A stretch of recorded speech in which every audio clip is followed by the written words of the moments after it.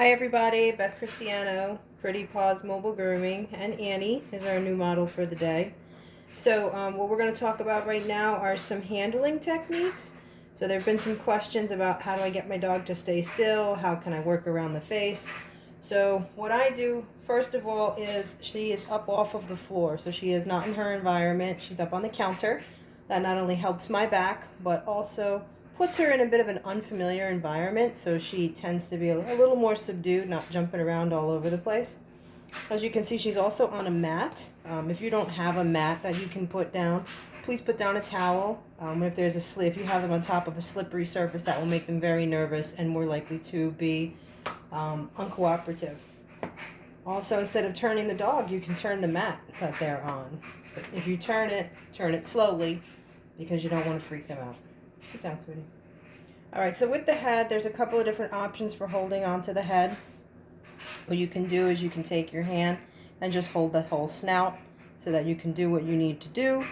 With some dogs, this can be problematic if they have bad teeth. So you may not be able to use your whole hand.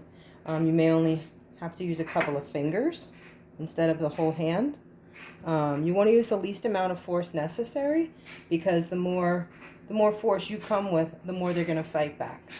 So if you just need a couple of fingers to hold them steady, then do so. If you need to hold and to move the jaw from side to side, the jaw goes in a V shape. So you can actually stick a finger right in here and hold on.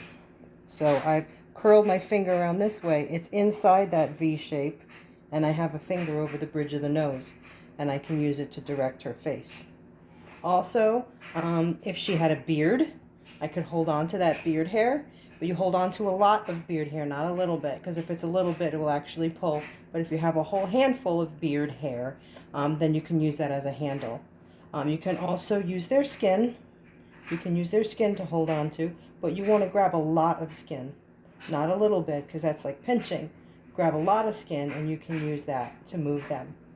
Also, to hold the head, behind the head, if the camera can come up and over, you can make your fingers into a V shape again and go behind the ears. All right, this is a very helpful hold. You make a whole like helmet out of your fist to hold the head down if you're doing any bathing, so that the water is going down over their face instead of up into their face. All right, so you can hold like that. You can also make your hand like into another V or a C and hold underneath the neck and come up behind the ears.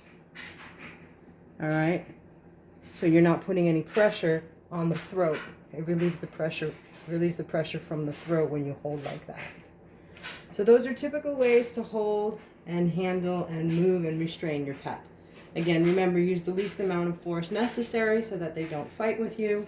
And whatever you're trying to accomplish, do it in small sessions, maybe 5 or 10 minutes, and then come back to it a couple hours later, instead of fighting with them over it and everyone getting frustrated. Okay? So thanks, Annie.